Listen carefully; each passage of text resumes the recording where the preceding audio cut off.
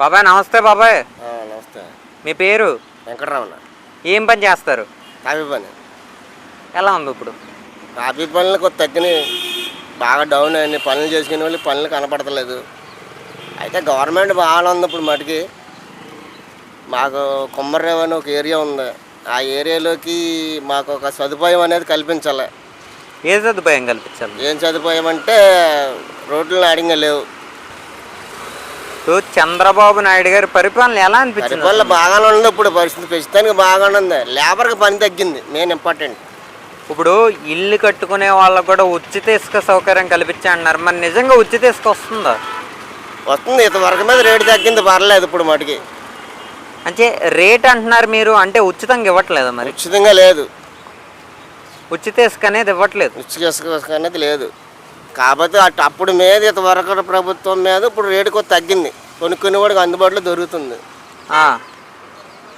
ఇప్పుడు చూసుకుంటే కూటమి ప్రభుత్వం సుపరిపాలన పేరుతో ప్రజల్లోకి వస్తుంది. ఎలా అనిపించింది అసలు మీకు? సుపరిపాలన ప్రభుత్వం అంటే బాగానే ఉంది. అవన్నీ పరిపాలనన్నీ బాగానే చేస్తున్నారు ప్రస్తుతానికి. అయితే అభివృద్ధి కావాలనే కోరుకుంటున్నాం మేము అందరం కూడా. అయితే ఇప్పుడు చూసుకున్నట్టయితే మరి జగన్ కూడా ప్రజల్లోకి వస్తా అంటున్నాడు. మరి జగన్ని ప్రజలు ఆమోదిస్తారా? అంటే అంగీకరిస్తారంటారు ప్రజల్లోకి వస్తే? అంగీకరించరు. ఇప్పుడు మొన్న చూసుకుంటే జగన్ కారు కింద పడి గంగయ్య అనే వ్యక్తి చనిపోయాడు. ఇప్పుడు ఆ కారణం చేత జగన్ అరెస్ట్ చేసే అవకాశం ఉందంటారా? అరెస్ట్ చేసే అవకాశం ఉందంటే అతనికి ఇంతవరకు నుంచి ఎన్నో కేసులు ఉన్నాయి. కోర్టులు ఏమి చేయరు, లాయర్లు ఏమి చేయరు, జడ్జీలు ఏమి చేయరు. అన్ని ఎవరిని పట్టుకునే అధికారం లేదు. ఇప్పుడు చూసుకుంటే చంద్రబాబు నాయుడు గారు సూపర్ 6 పేరుతో పథకాలు అమలు చేస్తున్నారు. ఎలా అనిపించింది పథకాలు? ఒకటి చేసుకొస్తున్నాడు. ఆయన ఉత్సాహం అనుభవం మీద ఉన్నంత వరకు చేసుకొస్తున్నాడు. ఇప్పుడు పథకాలు బాగున్నాయా బాగోలేదు? బాగానే ఉన్నాయి. ఇప్పుడు చూసుకుంటే తల్లికి వందనం అనేది వదిలేరు. మరి తల్లికి వందనం ప్రతి ఇంట్లో ఎంతమందికి ఉంటే అంతమందికి ఇస్తున్నాం అన్నారు. మరి వస్తున్నాయా? మరి వస్తున్నాయి. కరెంటు బిల్లులను బట్టి, ఆడ ఉన్న స్తోమతలను బట్టి, వాళ్ళ ఇల్లు సిచ్యువేషన్ బట్టి, చదువు సిచ్యువేషన్ ఇల్లుని బట్టి వస్తుంది. రాలేదు అంటలేదు. ఇప్పుడు దీపం పథకం వదిలేరు కదా, మరి ప్రజలందరికీ ఉచిత గ్యాస్ బండ్లు అందుతున్నాయి అంటారా? మాకు వచ్చింది. ఇప్పుడు చూసుకుంటే కనుక త్వరలో ఇప్పుడు ఆగస్టు 15 ఉచిత బస్సు పెడతా అంటున్నారు. ఏంటి మరి ఇప్పుడు ఆ ఉచిత బస్సు పథకం పెడితే బాగుంటుందా బాగోదా? తెలంగాణలో అలాగే పెట్టారు. ఇప్పుడు ఇక్కడ కూడా అలాగే జరుగుద్ది. పెడితే పర్లేదు, బాగానే ఉంటుంది. బాగానే ఉంటుంది అంటారు. బాగానే ఉంటుంది. ఇప్పుడు బాబు గారు వస్తే జాబ్ గ్యారంటీ అన్నట్టు చంద్రబాబు నాయుడు గారు ఆంధ్ర రాష్ట్ర ప్రజలకు 20 లక్షల గవర్నమెంట్ జాబ్లు ఇస్తా అన్నారు. మరి ఏంటి నిజంగా ఇస్తారంటారా? మరి ఇస్తారు. అభివృద్ధి జరుగుతూ వస్తూ ఉంటాయి. అమరావతి రాజధాని పూర్తి అవుద్ది అంటారా? అవుద్ది. పోలవరం ప్రాజెక్టు అవుద్ది. ఇప్పుడు చూసుకుంటే గతంలో విద్యా సంస్థలు ఎలా ఉండే, అంటే గతంలో పాఠశాలలు ఎలా ఉండే, ప్రస్తుతం ఎలా ఉన్నాయి? ఇప్పుడు ప్రస్తుతానికి విద్యా సంస్థలు అంటే పిల్లలు కూడా ప్రోత్సాహపడుతున్నారు వెళ్తాక బడికి. ఇంతవరకు వెళ్తానికి భయం పడిపోయారు. ఇప్పుడు బడికి వెళ్ళి సంతోషంగా వెళ్ళి ఆ సైకిల్ లేదు కొనుక్కొని శుభ్రంగా ఆ డబ్బులు వేసిన దానిని పట్టుకుని పిల్లలు సంతోషంగా బడికి వెళ్తున్నారు. బాగున్నాయి. స్కూళ్ళు ఏర్పాట్లు అన్నీ బాగానే ఉన్నాయి. ఇప్పుడు పాఠశాలలో సన్నబియ్యం పెడుతున్నా అంటున్నారు, పెడుతున్నారా? మరి సన్నబియ్యం పెడుతున్నారు అంటే పెడుతున్నారు, భోజనాలు పెడుతున్నారు. అంటే గతంలో రేషన్ బియ్యం పెట్టేవారు, ఇప్పుడు సన్న బియ్యం పెడుతున్నాం అని అంటున్నారు ప్రభుత్వం. అది సన్న బియ్యం పెడుతున్నారా మామూలు బియ్యం పెడుతున్నారు అనేది తెలియదు, కానీ నేను అంతవరకు చూడలేదు. కానీ భోజనాలు మాత్రం పెడుతున్నారు. పిల్లలందరూ సంతోషంగా వెళ్తున్నారు, వస్తున్నారు. గతంలో మద్యం రేట్లు ఎలా ఉన్నాయి, ఇప్పుడు ప్రస్తుతం ఎలా ఉన్నాయి? అయిపోయి మద్యం రేట్లు గతంలో అయితే బాగా ఎక్కువగా ఉంది. ఇప్పుడు ఎలా అనిపిస్తుంది? పర్లేదు, తగ్గినాయి. సామాన్యుడు కొనుక్కోవడానికి అందుబాటులో ఉంది. అంటే అది కల్తీ మందు, అందుకనే 100 రూపాయలకి ఇస్తున్నారని వైసీపీ వారు ఆమోదిస్తున్నారు. ఏమంటారు మరి? లేదు, కల్తీ మందు కాదు. ఇప్పుడు చూసుకుంటే అన్నా క్యాంటీన్పై బురద జల్లే వ్యాఖ్యలు చెందుతున్నారు వీళ్ళు.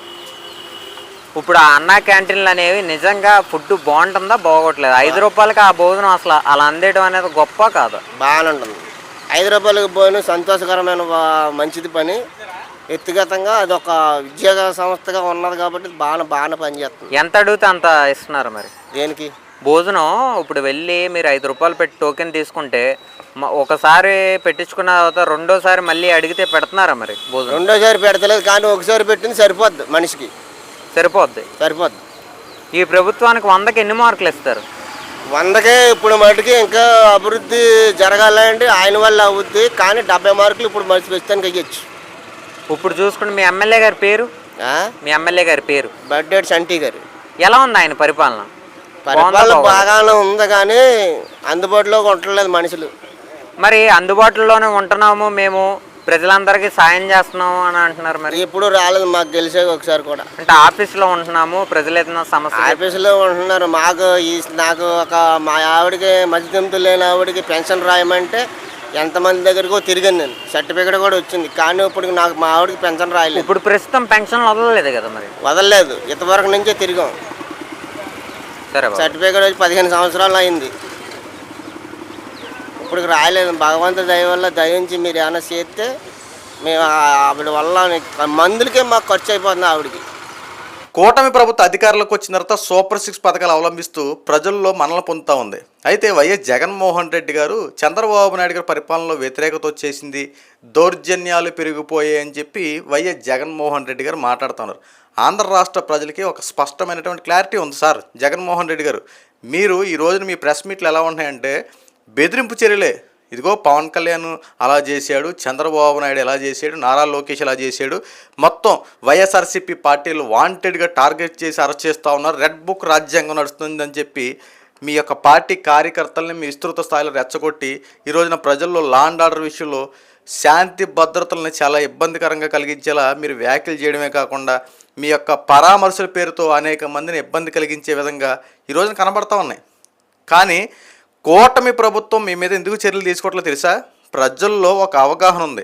చంద్రబాబు నాయుడు గారి పరిపాలనలో చాలా వినూత్న మార్పులు కనబడతా ఉన్నాయి ఈసారి. ఎందుకంటే గతం అంతా ఒక ఎత్తు అయితే ఈసారి కూటమిలో చంద్రబాబు నాయుడు గారి పరిపాలన తీరు మరొక రకం. ఎందుకంటే ఒక పక్కన సంక్షేమ పథకాలు అవలంబించే పరిస్థితి కనుక ఆంధ్ర రాష్ట్ర అప్పుల ఊబిలో కూరుకుపోయిన ఒక్కొక్క పథకాన్ని సిస్టమేటిక్గా అవలంబించుకుంటూ రాష్ట్రాన్ని ముందు గడిలో పెట్టి తీసుకెళ్తా ఉన్నారు. అంతేకాకుండా ఈరోజు చూసుకుంటే పరిశ్రమల విషయంలో కానీ, లేదంటే ఒక పథకం ఇచ్చే విషయంలో కానీ, అభివృద్ధి విషయంలో కానీ, నిరుద్యోగ సమస్యను తీర్చేయడం కోసం చంద్రబాబు నాయుడు గారు పరిశ్రమలతో తీసుకురావడం కోసం చేసే ప్రయత్నాలే కానీ ఒక్కొక్కటి నిజంగా హ్యాట్స్ ఆఫ్ అని చెప్పాలి. ఈ తల్లికి వందనం చూడండి, ఇంట్లో ఎంతమంది పిల్లలు చదువుకుంటే అంతమంది తల్లుల ఖాతాలో డబ్బులు జమ అవుతూ ఉన్నాయి. పెన్షన్ల విషయంలో చూడండి, 3,000 రూపాయల పెన్షన్ 4,000 రూపాయలు చేశారు, అక్షరాలు అందుతూ ఉంది. దీపం పథకం చూడండి, దీపం పథకం కింద అర్హులైన ప్రతి ఒక్కరికి 3 సిలిండర్లు ఇస్తాను అన్నమాట ప్రకారం ఇస్తూ ఉన్నారు. ఇలా కూటమి ప్రభుత్వం ఒక్కొక్క పథకాన్ని అవలంబిస్తూ ప్రజలు మనల పొందుతూ ముందు కొనసాగుతోంది. కానీ వైఎస్ఆర్సీపీ పార్టీ వాళ్ళు బురద జల్లే వ్యాఖ్యలు చేస్తున్నారు. ఆంధ్ర రాష్ట్ర ప్రజలు చాలా స్పష్టమైన క్లారిటీతో ఉన్నారు. జగన్మోహన్ రెడ్డి గారు, మీరు ఎలాగే బురద జల్లే వ్యాఖ్యలు చేసుకుంటూ మీరు ఎలాగే ప్రజలకు ఇబ్బంది కలిగించే విధంగానే చేస్తే ఖచ్చితంగా కూటమి ప్రభుత్వం మళ్ళీ 2029లో విజయం సాధిస్తుంది. ఇప్పటికైనా ఓటమి నుండి పాఠాలు నేర్చుకుని రేపు అధికారం రావాలంటే ఏ ప్రయత్నాలు చేస్తే బాగుంటుందో ఆ రకంగా ప్రయత్నాలు చేయండి తప్ప బురద జల్లే వ్యాఖ్యలు శవరాజకీయాలు చేయడం మాత్రం కాస్త తగ్గించుకోండి ఇప్పటికైనా.